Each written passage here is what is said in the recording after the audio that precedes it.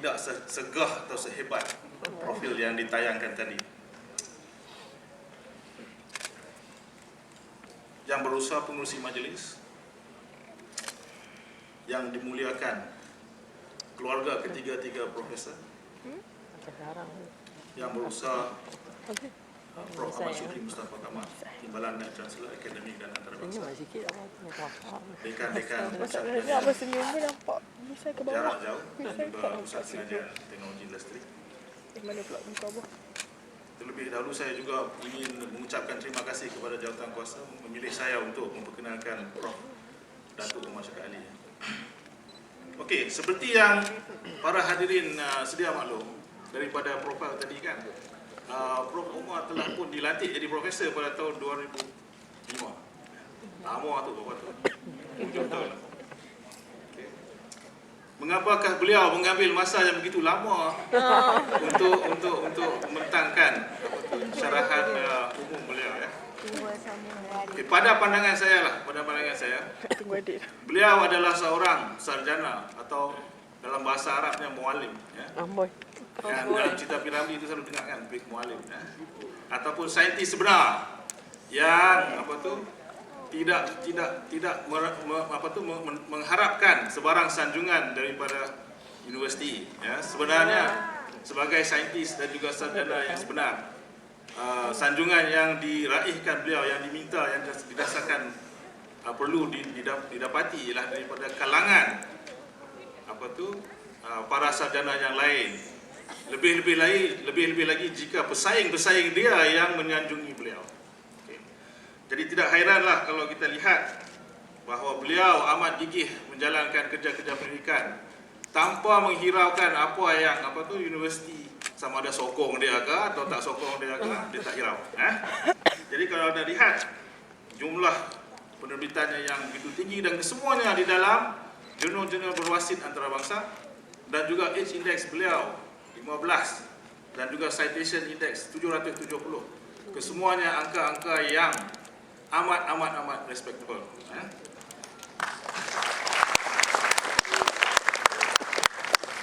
Walaupun begitu, anda juga telah melihat bahawa beliau jika diminta oleh universiti tetap menabur bakti kepada universiti. Saya dan rakan saya Prof. Osman, kami dua-dua daripada Institut Pengajian Siswazah, ada sedikit cerita yang beliau ceritakan semalam berkenaan dengan institusi kami. Boleh? Okey. Dan saya akan sharekan bersama-sama dengan anda ya. Kalau apa yang diberitahu kepada saya ialah beliau semasa dilantik menjadi ahli Senet oleh Pusat Pengajian, masa itu ketika itu Pusat Pengajian lantik ahli Senet. Okey, 1988 hingga 1993 beliau telah dilantik oleh Senat untuk menjadi apa yang dipanggil ahli Board of Studies, ahli lembaga pengajian penumbuhan Institut Pengajian Siswazah. Jadi bukan saja ahli Board of Studies, beliau juga dilantik kemudian menjadi wakil Senat di dalam sebagai ahli di dalam lembaga pengajian Siswazah Universiti. Nama sekarang dah ditukar kepada Majlis Pengajian Siswazah Universiti. Dan beliau adalah satu-satunya ahli Board of Studies tu, dan juga perintis LPSU ataupun MPSU sekarang yang masih ada lagi di universiti. Yang lain semua tu dah pun pencen ataupun tinggal dunia kot. Dan dia seoranglah yang masih ada. Okey, dan masih lagi memberi input kepada kami di IPS. Okey.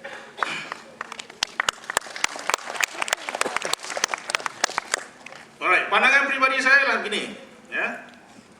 Beliau adalah seorang rakan yang sentiasa menasihati saya untuk mengarahkan tumpuan saya fokus untuk menjadi seorang sarjana terkemuka bertaraf dunia macam dia.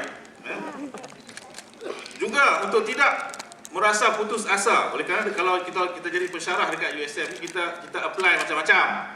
Grant lah, nak naik pangkat lah. Selalu kata tak dapat, tak boleh dan sebagainya. Dan dia juga sentiasa menasihati saya, jika ada halangan macam ni, jangan rasa putus asa. Terus usaha. Okey. Dan jika kita diminta oleh universiti untuk berkhidmat, beramal bakti, jadi timbalan dekan kan, jadi ahli jawatankuasa kan, untuk ambil kesempatan tersebut untuk bersuara. Oleh kerana selalunya universiti ini macam kami, universiti takut pasal kami ni mulut boleh tahan lah, dan tak berapa minat lah pasal, tapi walau bagaimanapun kami tetap memberikan pandangan, buah fikiran dan cadangan yang genuine dan ikhlas. Oleh yang demikian, para hadirin, saya berikan kepada anda rakan baik saya, okey, yang Khalil kata macam isi dengan buku, Prof. Omar Syafaqi.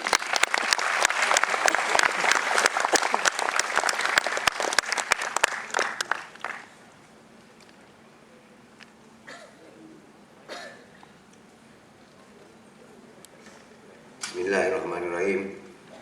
Assalamualaikum warahmatullahi wabarakatuh. Selamat pagi, saudari pengurusi majlis, rakan baik saya, Abdul Rahman Osman. Jadi pada pagi ini saya ingin menyampaikan secara umum, dan secara umum ni pelik sikit. Satu, lambat. Dua, apabila saya ini banyak terlibat dengan persatuan, dan apabila dalam persatuan kadang-kadang ada rakan-rakan dalam persatuan mereka komplain kata secara umum ni kadang-kadang terlampau umum sehingga masyarakat akademik tak nampak apa dia sumbangan pada bidang, dan kadang-kadang terlampau saintifik, akademik yang masyarakat umum tak faham. Jadi saya mengambil pendekatan untuk bercakap untuk dua-dua. Satu, bidang saya mohon maaf, mungkin ada yang tak berapa faham nanti. Dan bahagian kedua, minat saya dalam keselamatan dan kesihatan pekerjaan. Jadi sebab tu tajuk saya 30 tahun penyelidikan dalam bidang kimia organologam dan usaha membangunkan dan membudayakan keselamatan dan kesihatan pekerjaan di institusi pengajian tinggi. Jadi bidang saya sebenarnya ialah bidang organologam. Bagi mereka yang mungkin tak berapa akademik, sebenarnya bidang ini melibatkan sebatian-sebatian yang ada logam dan ada bahagian organik. Sebab tu dia kata organologam. Dan selain daripada itu ada juga ligan-ligan yang wujud untuk memberi kestabilan pada sebatian-sebatian ini. Minat saya sebenarnya dalam bidang kimia organologam mula-mula tercetus lebih kurang tahun 78 apabila saya masih di undergraduate, di peringkat undergraduate. Saya mengambil mata pelajaran organologam ini, dan pada tahun 1979 seperti dalam video tadi, saya bekerja di Johnson Matthey Chemicals Limited, dan syarikat ini sebenarnya membuat sintesis bahan-bahan kimia dalam kumpulan logam, sebenarnya logam berharga ataupun precious metal. Jadi di situ mula tercetus. Dan kalau kita tengok sejarah organologam ni taklah begitu tua kalau kita ambil bidang kimia itu sendiri.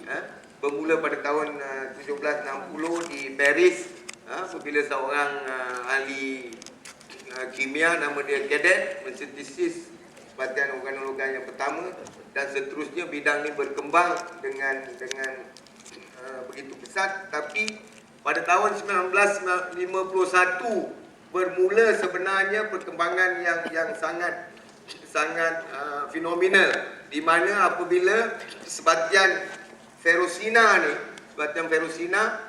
disintesis oleh dua kumpulan yang berasingan, satu Keely dan Poisson dari England, lepas tu Miller secara berasingan menggunakan pendekatan yang berlainan. Satu ialah di mana dia menggunakan reagen Grignard, satu reagen organologam, tapi yang Miller menggunakan tidak malas pada suhu yang tinggi, dan mereka mensintesis sebatian ferrosina ni, sebatian ferrosina yang unik, walaupun pada ketika itu struktur yang diramalkan sebenarnya silap lah.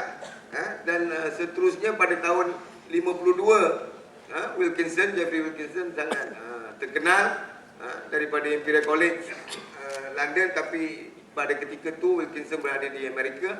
Dia telah mempostulatkan struktur sandwich ni, sandwich structure, di mana logam tu berada di tengah-tengah antara gelang C5 tu. Dan bidang ni sampai sekarang pun masih berkembang. Dan mungkin saya letak tahun 1981 satu lagi perkembangan yang sangat penting, iaitu sebatian silikon double bond. Tapi kadang-kadang orang nak tahu apa dia sebatian organologam ni, apa guna dia. Sebatian organologam banyak diguna dalam pemangkinan, dan kalau kita tengok dari skala, banyak proses-proses industri menggunakan pada skala yang macam contoh asid terephtalic ni 9 juta tan setahun. Dan kalau kita tengok dalam pembangunan pemakinan organologam, banyak proses-proses industri yang dibangunkan oleh syarikat-syarikat yang famous dan sebagainya, termasuk Johnson Matthey, di mana saya bekerja, yang menggunakan sebatian organologam. Dan kalau tengok dari segi ilmu dalam bidang ini, jurnal yang pertama yang khusus, banyak sebatian-sebatian organologam diterbitkan dalam jurnal-jurnal lain, tapi jurnal yang khusus bermula tahun 63, Jurnal Organometallic Chemistry, di mana saya banyak menerbitkan artikel dalam jurnal ni. Ini jurnal ni oleh Elsevier. Lepas tu 82 Organometallic, American Chemical Society, saya pun ada artikel dalam jurnal ni. Tahun 87 Applied Organometallic Chemistry, malangnya saya tak terbit lah, sebab saya ni lebih kepada bidang saya lebih strategic and pure research. This is a lot of applied research ini. Tapi dalam Journal of Cluster Science, PhD saya dalam bidang cluster carbonyl, saya ada menerbitkan. Dan kalau kita lihat dari segi bidang itu sendiri, bidang kimia satu bidang yang sangat tua, tetapi kalau kita tengok dari segi bidang, organologam ni agak muda, dan mungkin wujud bidang kimia yang paling tua ialah bidang kimia fizikal, dan seterusnya organik, tak organik. Jadi dia mungkin datang daripada saya di sini, dan tahun di mana mereka ni dapat PhD. Jadi saya boleh trace saya punya genealogy, salah sila saya. Kalau kata ni bapa kimia saya lah, ni datuk kimia saya, ni moyang kimia saya. Saya sempat berjumpa pada moyang saya, Profesor Harry Julius Melias, seorang profesor yang sangat hebat. Beliau mati pada tahun 1993, dan saya sempat jumpa, dan 2-3 minggu sebelum dia mati, dia masih dalam makmal membuat penyelidikan. Tak banyak di Malaysia orang macam ni. Gordon Stone, ni tahun dia dapat PhD, bukan tahun dia dilahirkan. Gordon Stone meninggal pada tahun lepas, tahun 2011, umur dia 86, dan 6 bulan sebelum dia meninggal, dia masih membuat penyelidikan. Ini Michael Bruce, tok guru saya. Dia baru saja pencen, umur sekarang dah 70 lebih, dan baru saja menggraduatekan pelajar PhD dia yang last.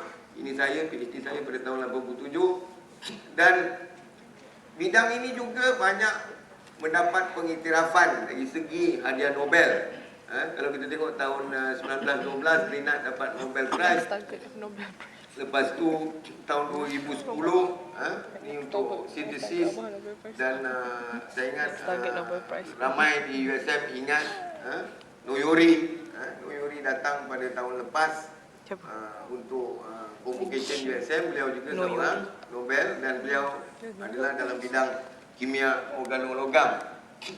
Tapi saya nak cerita sikit tentang saya punya contribution, my contribution in this field, apa dia sumbangan saya pada bidang ini.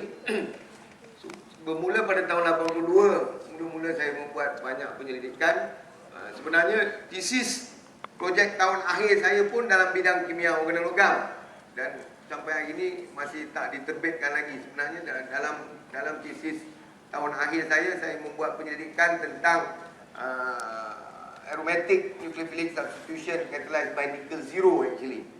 Tapi malangnya sampai sekarang saya ni kadang-kadang malas nak terbit artikel.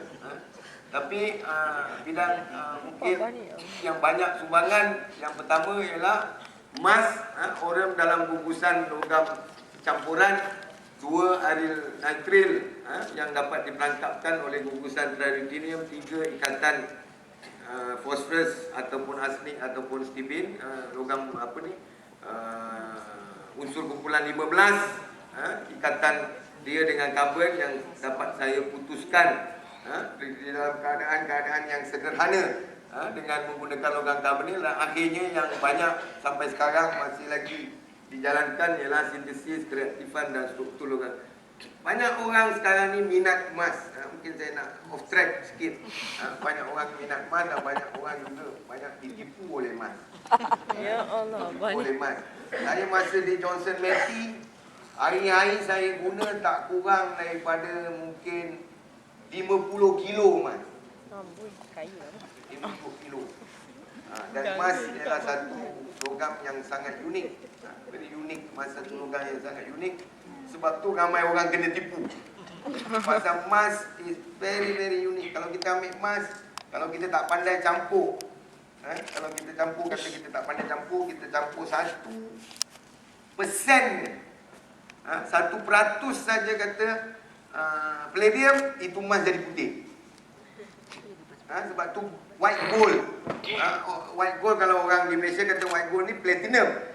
Tapi dalam industri white gold is actually emas campur palladium. Emas campur palladium, warna emas. Dan emas kalau kita ambil 1 ounce pun, kita boleh ketuk 1 square kilometer. Kita boleh ketuk dia tipis sampai 1 square kilometer. Dan banyak orang kena tipu sekarang sebab dia tak faham emas tu sendiri. Emas sangat lembut, tapi orang yang menipu sekarang ni dia lagi pandai. Dia tak pakai logam-logam yang dia punya ketupatan berlainan. Dia pakai tungsten. Tungsten punya density dengan emas almost equal. Dalam 1 kilo lari lebih kurang 1 gram. 1 gram saya lari dia punya weight. So dalam bidang ini saya mula-mula berminat, di mana saya membuat penyelidikan di mana sebatang-sebatang gugusan ni banyakkannya ada hibrida dan hidrogen. Untuk ahli sains dia tahu ialah unsur yang paling kecil. It's the smallest element. Unsur yang paling kecil. Jadi kita susah nak tahu kat mana hidrogen tu. Dalam struktur di mana hidrogen.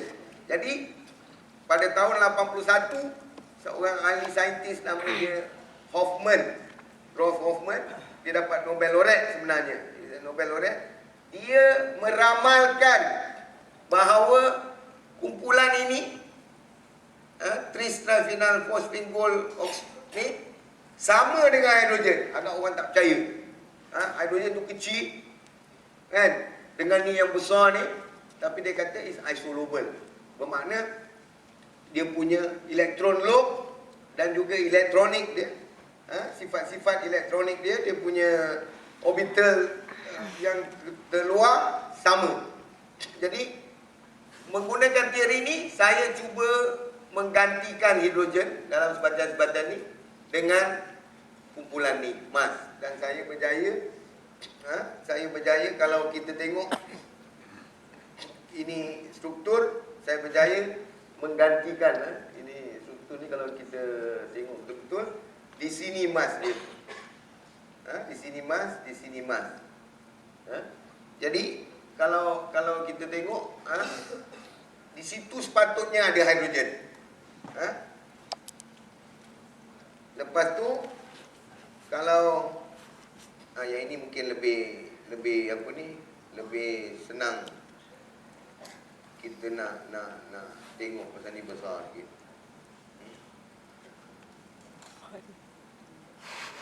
Okey, di sini. Kalau kita tengok di sini, ni emas. Jadi sepatutnya di sini ada hidrogen. Sebenarnya kita sebelum ni apa yang kita tengok daripada struktur, kalau kita tengok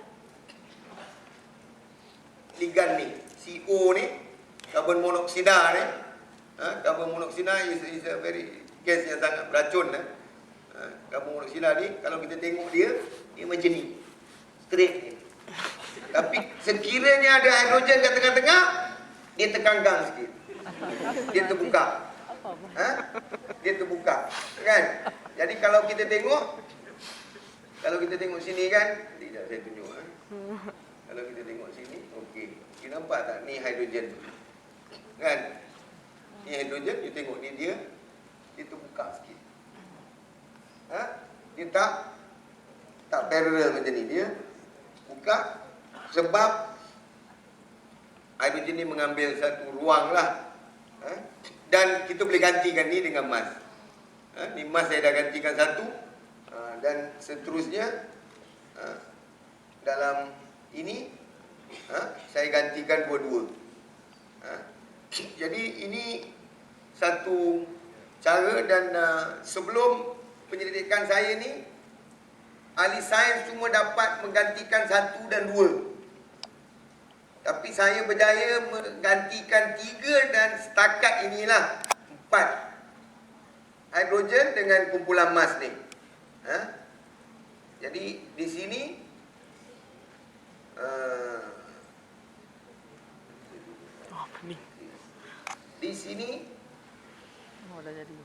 saya berjaya meletakkan 3 orang ni mas pada gugusan. Dan struktur ni pula unik. Seterusnya banyak orang juga letak 3, tapi 3 yang mereka dapat macam ni. Mas ni is open structure. Makna 1, 2, 3, 1 dengan 3 tak berikatan. Tapi yang saya berjaya sintesis, mas tu ini lain, sorry.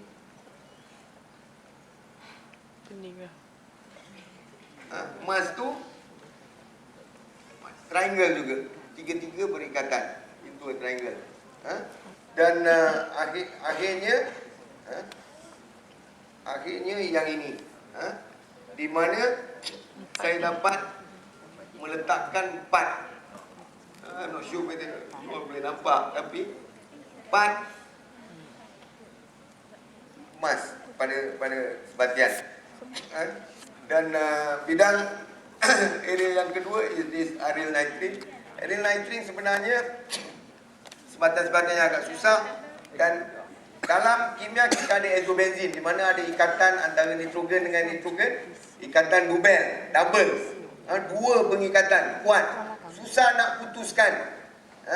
Tapi dengan menggunakan sebatian gugusan ni, saya dapat putuskan. Saya dapat putuskan ikatan nitrogen-nitrogen ni. Saya dapat putuskan ikatan nitrogen-nitrogen ni, dan seterusnya mengikatkan aryl nitrina ni kepada gugusan. Ini juga satu finding yang sangat interesting.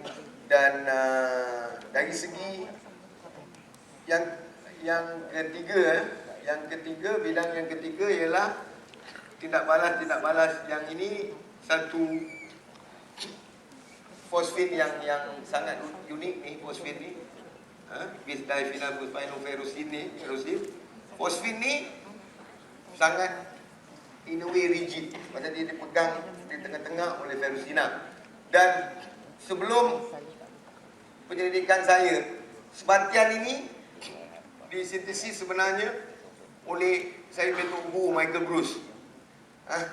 Michael Bruce dia dapat sintesis sebatian ni lebih kurang 1% yield. Jadi bila dia balik daripada Canada, dia bagi sedikit ligan ni. Ligan ni disintesis di Canada, di Vancouver, oleh kumpulan Bill Cullen. Dan dia bagi kepada saya, dia kata, Umar, you must increase the yield. Tapi dia tak sangka saya dapat, I can synthesize, saya boleh sintesis sebatian ni dalam 85% yield. Sedangkan Michael Blue dapat 1% dia. Saya ni dalam makmal, saya ni kadang-kadang not a normal scientist.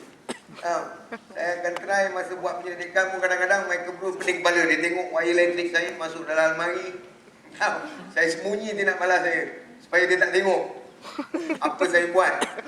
Jadi sebatan ni saya sintesis dalam hasil yang sangat tinggi menggunakan kaedah yang luar biasa. Saya tak guna kaedah biasa yang digunakan. Saya guna satu radical anion yang kita panggil PPN acetate. Dan seterusnya sebatian ini sebenarnya telah memberi banyak hasil kepada saya.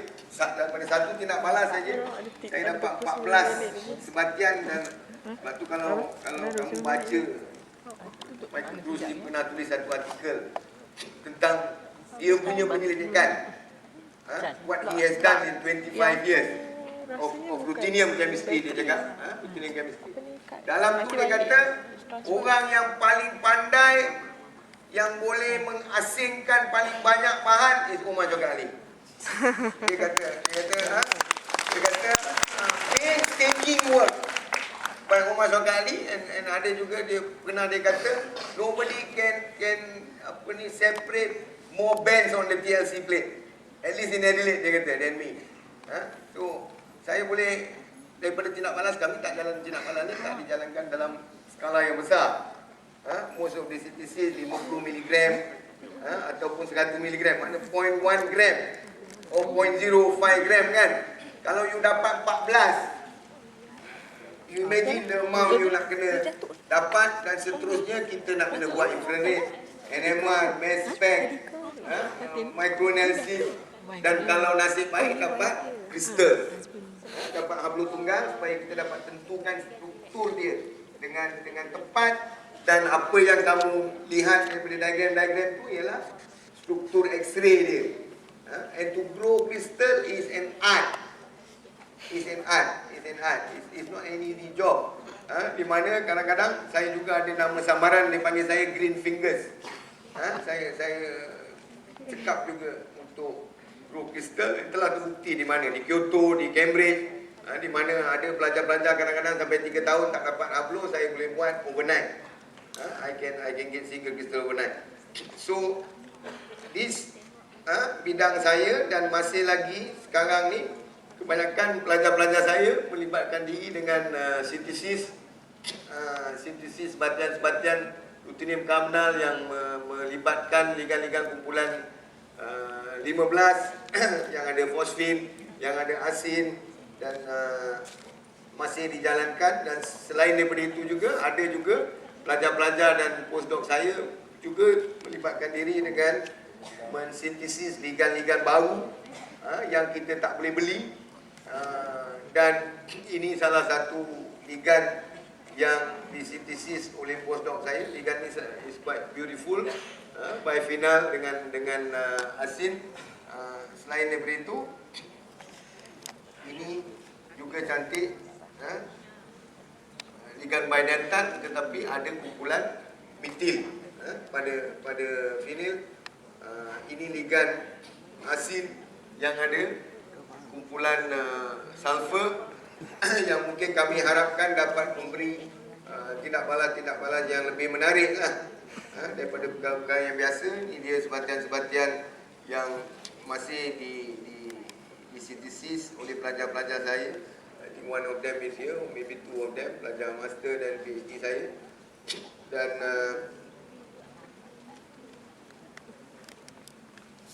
part kedua, selain daripada bidang kimia, mungkin boring, kamu mungkin ramai yang tak faham, ialah minat saya dalam safety, minat saya dalam keselamatan dan kesihatan pekerjaan.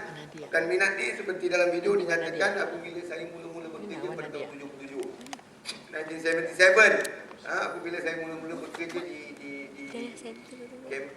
saya masa itu untuk A-level di Cambridge lah. Tapi saya bekerja di Royston, tak jauh, 14 Batu, 14 miles south from Cambridge.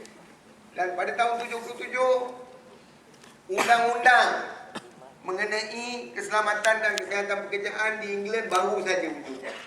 Tahun 1974, Health and Safety at Work Act Hasawa 1974.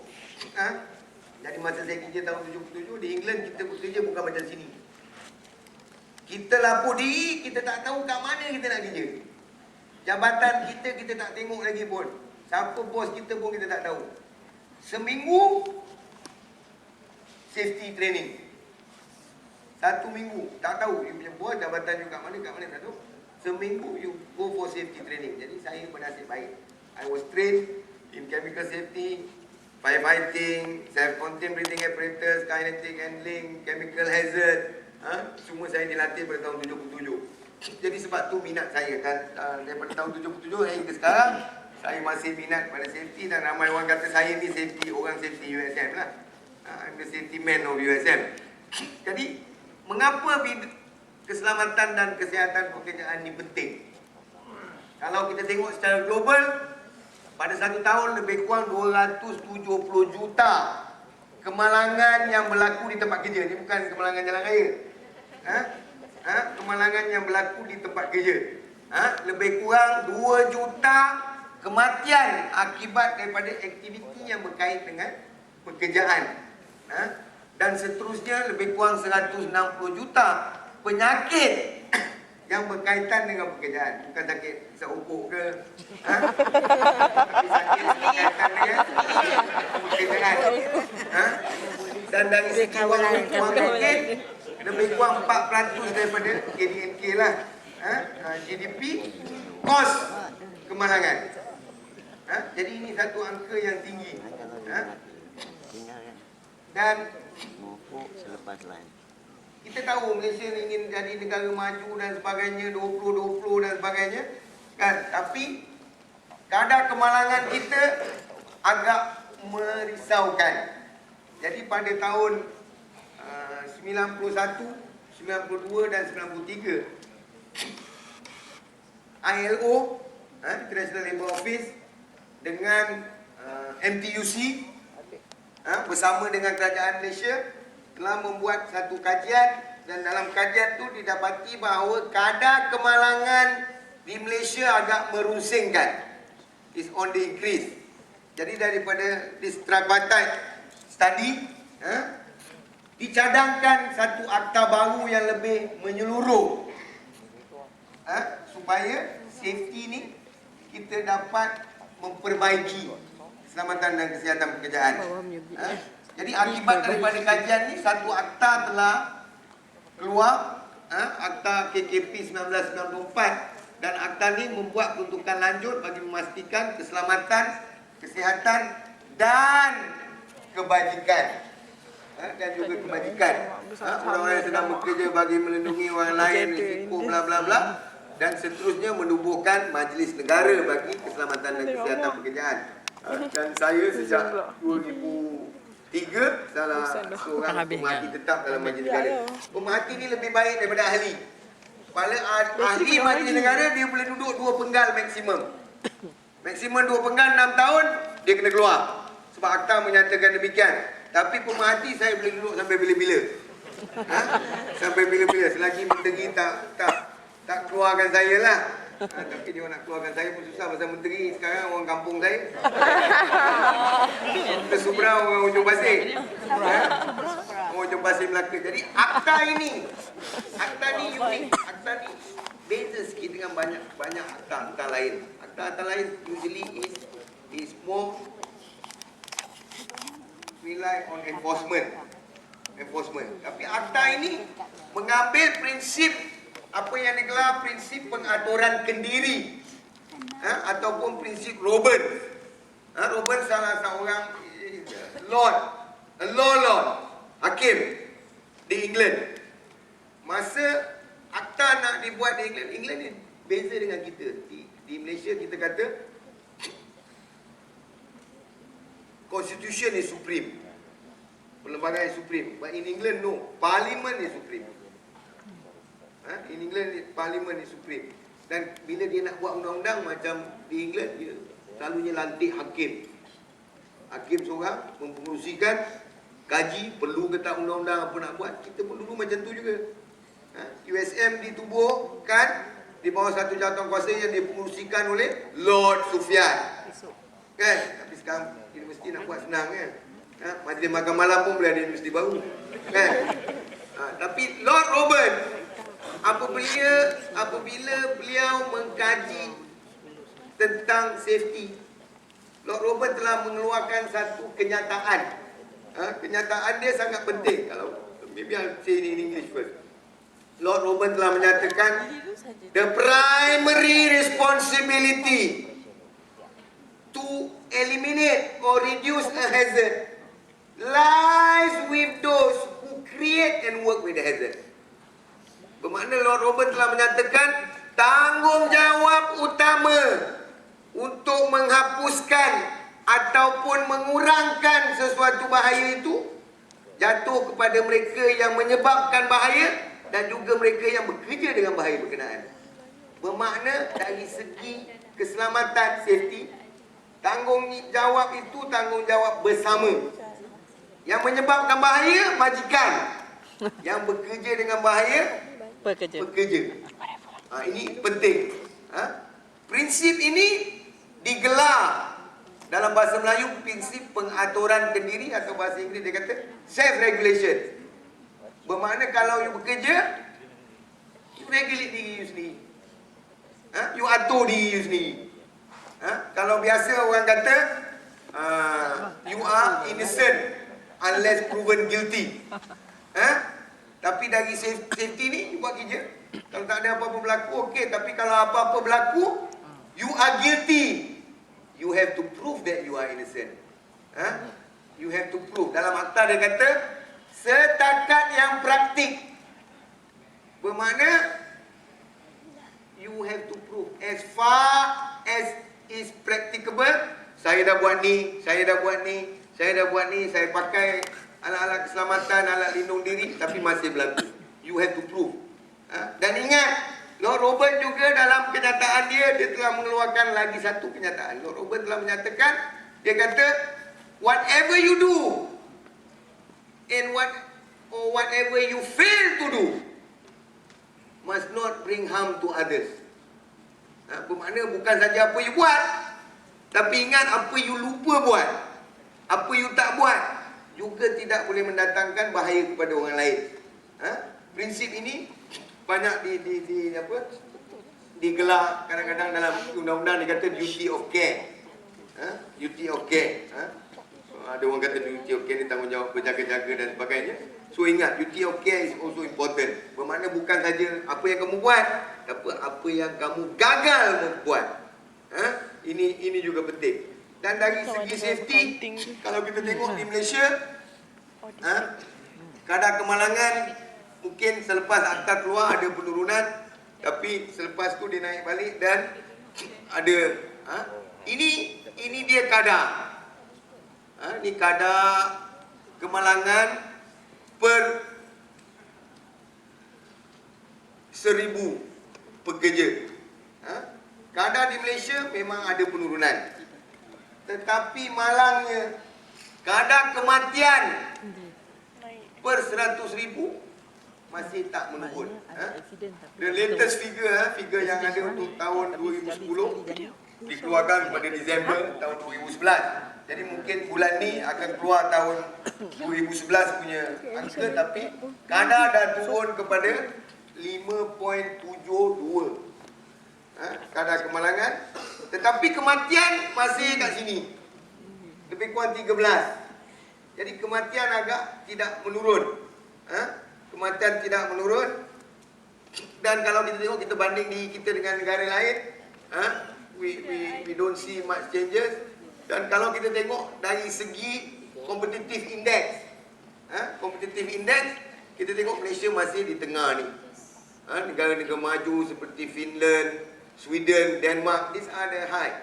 Kadar untuk negara maju kurang daripada 5, we are getting there. Tapi untuk negara yang betul-betul maju kurang daripada 3 per 1000. Jadi kalau kita cerita tentang budaya, macam budaya ni banyak aspek. Orang sosiologi, antropologi dia lagi faham budaya daripada orang sains lah, kan? Tapi kita nak membangunkan budaya susah. Ini satu quotation saya ambil. Kekulen ni kalau you ingat tadi saya punya Salasila is one of my ancestors. Dia menyatakan pada Libik ni tok guru kalkulate lah. Libik kata kat kalkulate, if you want to become a chemist. So Libik told me when I work in his laboratory, you have to ruin your health. Mana kalau you tak sakit, you tak boleh jadi chemist. But anyway, budaya dapat tarikan, gabungan dan sebagainya.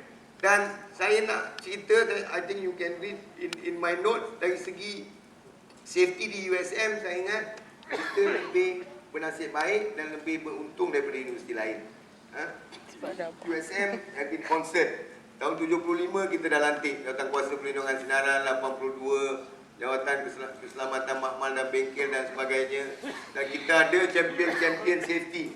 Dari segi Makmal dan Bengkel, Prof Tata, very forward looking. Datuk Ogel Keselamatan Bangunan dan Kebakaran ni apabila USM dulu tidak terbakar. Desa terbakar, PTPM terbakar.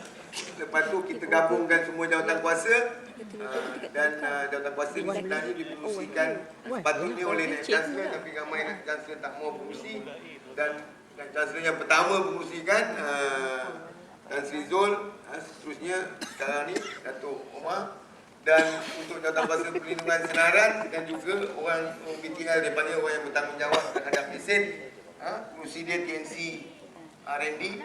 Jadi nak kena cari pengurusi baru lah. Dan dari segi statistik, saya ingat you all tahu jadual 8 ni ada kesilapan dalam saya punya teks tu. Silap ni sebenarnya kena naik ke atas. Profesor macam mana pencarian kanan bising. Yang akademik yang kolom pertama tu silap. Kalau tengok dalam teks, for those of you who have the text, ini statistik. Dan dari segi safety, kita selalu tengok dari segi apa dia indeks-indeks kita nak ukur. Ada indeks yang kita panggil indeks reaktif, which is reflected dalam kemalangan, berapa banyak kemalangan, bilangan dan sebagainya. Dan juga ada indeks yang kita kata proaktif indeks. Berapa banyak training kita buat, berapa banyak pakar kita ada, berapa banyak research kita ada buat. Dan dari segi proaktif indeks, we are not bad in terms of training. USM kita tengok staff-staff yang melalui latihan khusus-khusus untuk pelajar, khusus-khusus penyertaan pelajar. Dan tanggungjawab ni banyak definisi.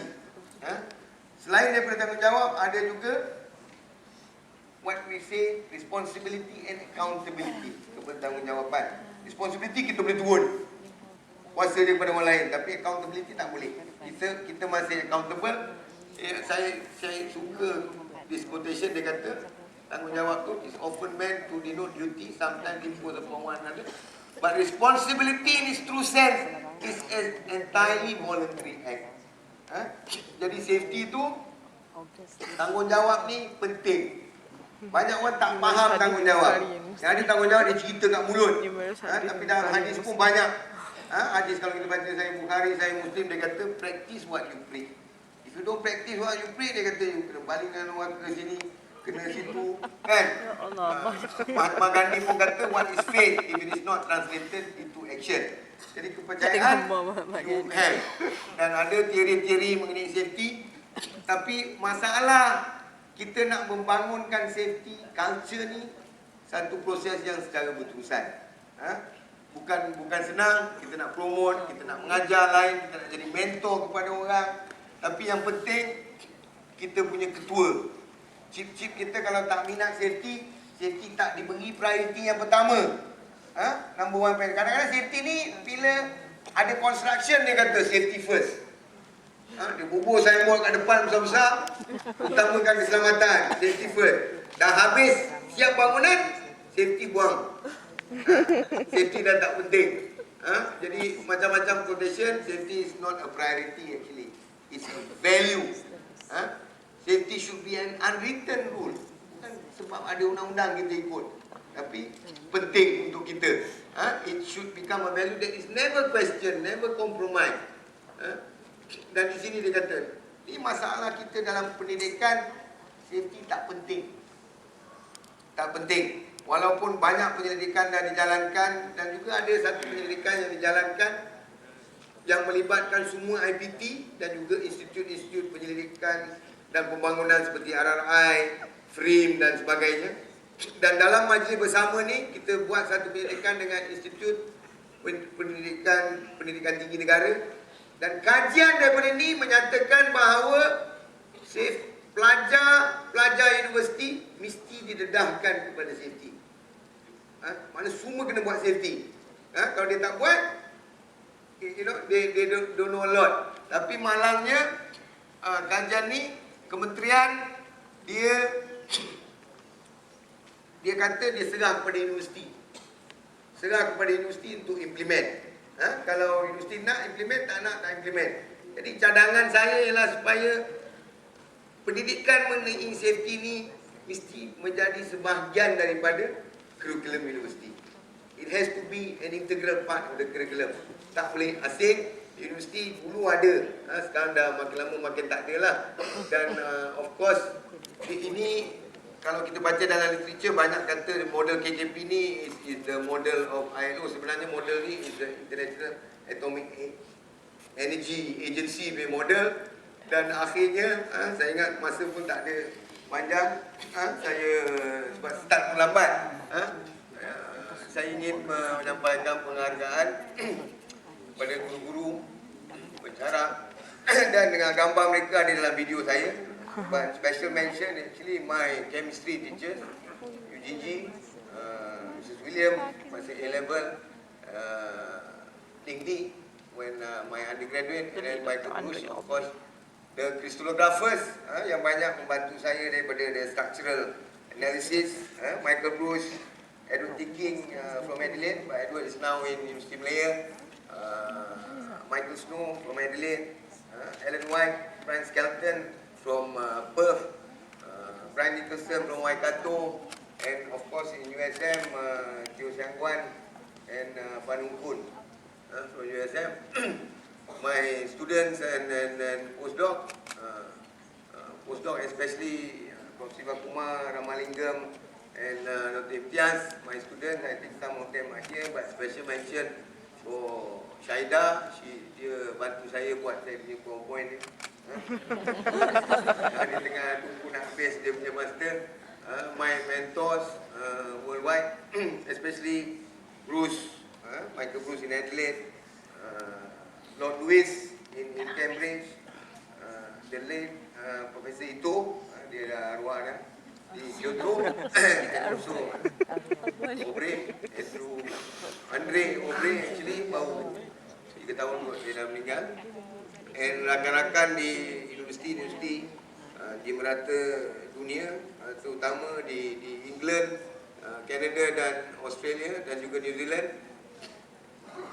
Pentadbiran di universiti termasuk pentadbiran di peringkat pusat pengajian dan juga di universiti, terutamanya kepada Tan Sri Musa, Prof. Ratna, Datuk KJ, Prof. Asmah, kerana mereka memberi kepercayaan kepada saya, rakan-rakan di jarak jauh dan juga jawatankuasa secara umum, akhirnya keluarga saya.